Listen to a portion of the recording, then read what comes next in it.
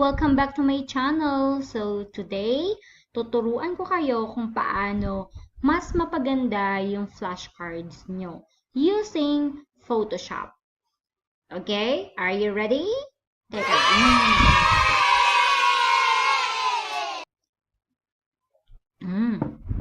A few inches Thanks later. nga pala, Marcy, sa pagtimpla ng kape.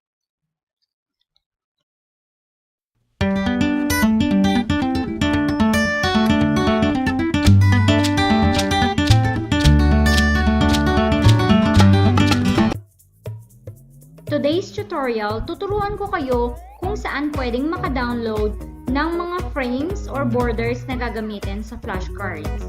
Although pwede naman tayong gumawa lang ng border dito sa Photoshop, pero mas okay na rin yung maraming choices.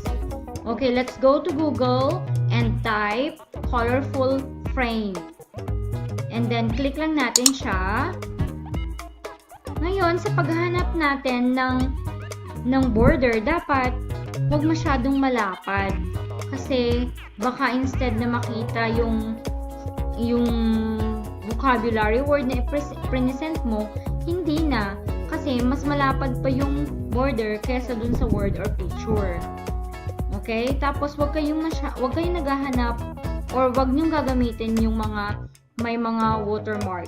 Bakit? Although possible siyang matanggal sa Photoshop because everything is possible in Photoshop.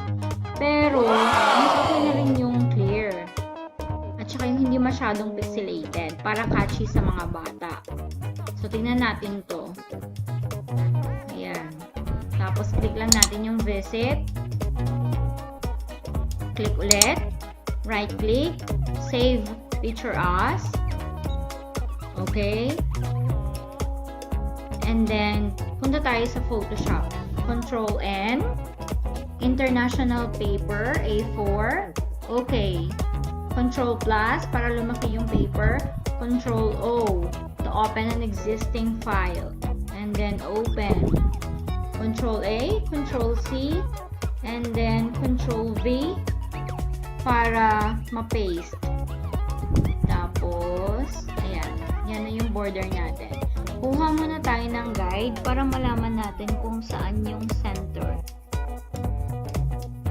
Kasi i-divide natin siya into two, yung border natin. Para hindi masyadong magastos. Kasi kung buong A4 ang gagamitin mo, masyado namang magastos yun. And then, Control J. Pwede natin siyang i-drag pababa.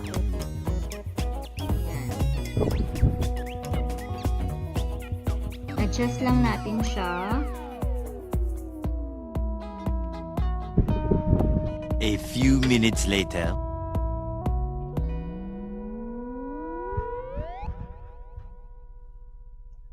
Yan. Yan na. Meron na tayong border. Ngayon, yung second option natin, punta tayo sa Google ulit. And then, type natin is freepic.com. Okay? Dito sa freepic.com, dito ka makakakita ng mga free vectors. Dito kami nangunguha ng mga vectors namin para sa animation namin. Hi nga pala sa mga animators. Okay, ito. Ginagamit namin yung file. Pero kung gusto mo naman mag-avail ng premium nila, pwede rin. Kasi napakarami rin namang mga frame. So, bakit ka pa mag-avail ng premium? Diba? Okay. And then, type mo lang, colorful frame.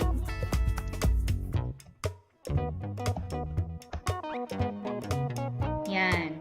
So, pwede kang makahanap ng mga borders or frames mo dito na pwede mong gamitin. Napakarami as in.